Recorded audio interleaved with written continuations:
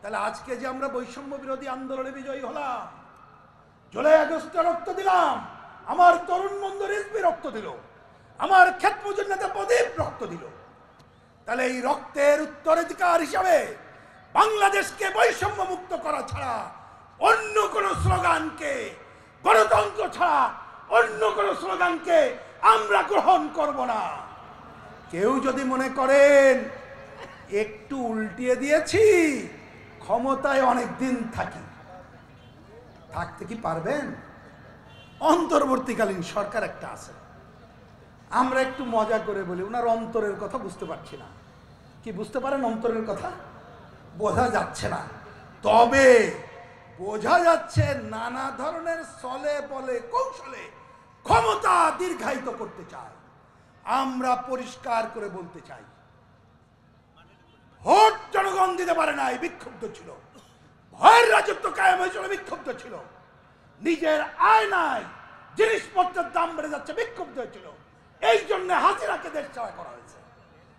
আর আপনি যদি সংস্কারের ট্যাবলেটের কথা বলে জিনিসপত্রের দাম কমাইতে পারেন না, জনজীবনে শান্তি দিতে পারেন না, ওয়ার্ল্ড ম্যাপ IMF এর কথা শোনেন, তেলের দাম, গ্যাসের দাম, বিদ্যুতের দাম কমাইতে পারেন না, নতুন করে ব্যাট বসাইতে চান, তাহলে আপনি তো একই ব্যবস্থা দিয়ে চলছেন, বাজার কিছু করছেন না, পারবেন না, কারণ আপনি তো এই ব্যবস্থায় হাত দেন নাই।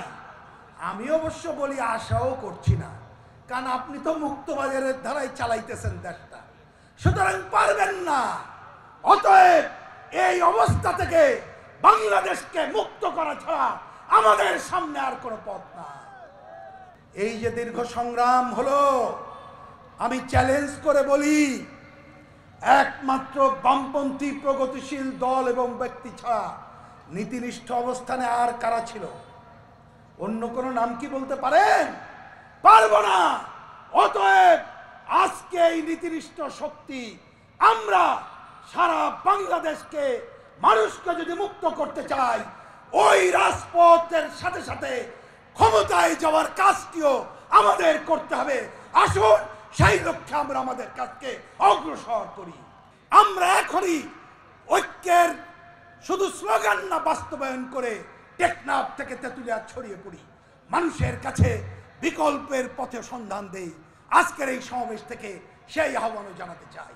একই সাথে আহ্বান জানাতে চাই, এইবারের আন্দোলনে যারা যোগ দিয়েছেন, ওই সাম্প্রদায়িক এবং স্বাধীনতা বিরোধী শক্তিবাদে অন্য যারা আছেন, এই স্বৈরাচার যাতে ফিরে না আসতে পারে, যেন অরাজনৈতিক শক্তি অন্য কারোর মদকে ক্ষমতায় দীর্ঘায়িত না করতে পারে, আসেন তার জন্যে দ্রুত ভোটের যতটুকু প্রয়োজন নির্বাচন করে যাতে ভোটের মধ্যে যেতে পারি, তার জন্য আমরা ঐক্য গড়ে তুলি।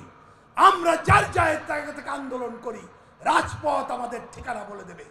কোনোভাবেই আমরা গণঅভ্যুত্থানের শহীদের চেতনাকে ভুলণ্ঠিত হতে দিতে পারি না। অতএব অনির্বাচিত সরকার ক্ষমতা দীর্ঘায়িত করবে, সেইটাও আমরা চাই না।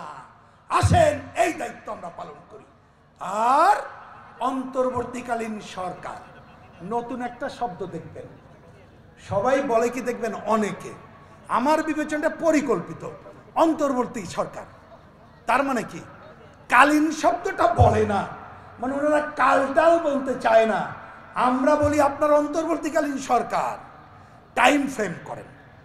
অন্য আলোচনায় গেলাম না। 15ই জানুয়ারি নাকি কি ভাবছেন? আমি বলি 15ই জানুয়ারিতে দয়া করে সংস্কারের নামে কি করতে চান পরিষ্কার করে বলেন। বললে আমরা বলেছি, আগের স্বৈরাচার অনেক প্রতিষ্ঠান ধ্বংস করে দিয়েছে, এটা গড়ে তুলতে হবে। তা আপনি যদি কিছু রিকমেন্ডেশন দেন, ভালো কথা, আমাদের সাথে কথা বললে পরামর্শ দেব। শুনে রাখেন ভাই, কথাটা কিন্তু বলে না, 3 বার ডাকছিল ইস্যুভিত্তিক। সংলাপ 1 সেপ্টেম্বর থেকে বলছিল, কিন্তু এখনো সংলাপ করে নাই। আশা করব আমাদের সাথেও কথা বলেন, আন্দোলনকারী শক্তির সাথে কথা বলেন, কথা বলে যতটুকু ঐক্যমত্য করা যায় কাজ শুরু করেন। কি কি করবেন বলেন।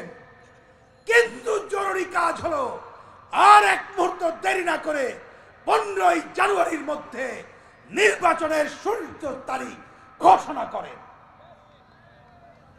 এইটার কোনো বিকল্প নাই। মনে রাখবেন, হ্যাঁ অনেকের সৎ উদ্দেশ্য আছে, অস্বীকার করি না। মনে করছেন নির্বাচন হলে কি সব হয়ে যাবে? হবে না, জানি, কিন্তু জনগণের উপরে ভরসা রাখতে হবে।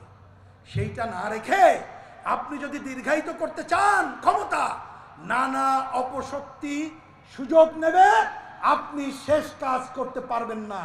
আমরা এটা আকাঙ্ক্ষা করি না। অতএব বলি, নির্বাচনের সুনির্দিষ্ট তারিখ ঘোষণা করেন, আর 1 সেকেন্ড দেরি না করে নিত্যপণ্যের দাম কমান, জানমালের নিরাপত্তা বিধান করেন।